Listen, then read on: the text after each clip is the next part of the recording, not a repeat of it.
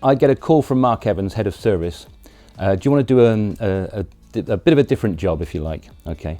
So I said, yeah, fine. He says, you need to drive up to the west coast of Scotland, pick up a boat for a 4-hour ferry or a 4-hour journey out to St Kilda, and commission a couple of ultra oil boilers. The boat then will go back to Scotland, leaving you there for a couple of days, and then it will come back and then pick you up and then take you back to Scotland. I said, yeah, no problem. It's an archipelago of islands about 40 miles west of the Outer Hebrides, so it's just getting there and getting back was the interesting part. They have some, there's an energy centre there which does the heat for some offices, which basically look after a couple of radar installations there. Well, he got the 4 hours wrong. It's a 14-hour crossing. Okay, well actually it was 12 hours, but there's no harbour on St Kilda, so it's 12 hours out there, then you have to wait 2 hours for the tide to go out so that the boat can beach. Meanwhile, you've got a guy who rows out from the island and checks the rat traps on the boat, and if any of them had been disturbed, no one can get off, and they send you back to Scotland, because you can't have rats on the island, because they have 1 million seabirds there in July and August.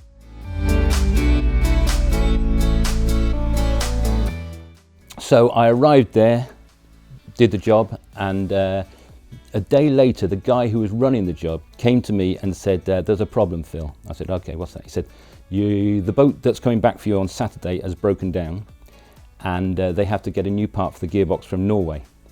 Okay, I said, where does that leave me? They said, well, you're stuck here. So the next day I went for a walk around the island. It's one of only 2 places in the world which is a double World Heritage Site. So it's a pretty amazing place to be. And then I was up on the top of this hill, and I saw a small boat in the harbour. I thought, so I ran down, and I got chatting to the captain, and they had some divers on there who were checking the condition of a wall underneath the water.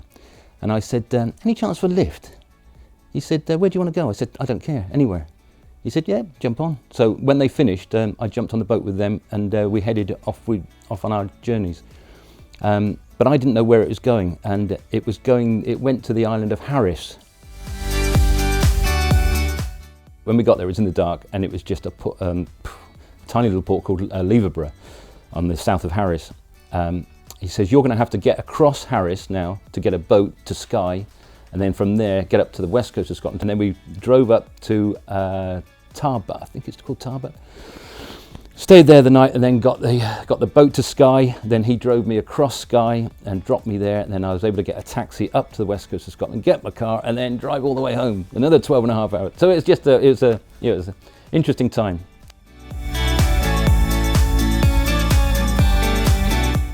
They've got a maintenance team there anyway, so I gave the guy some training while we were there to hopefully maintain these boilers, so we'll see.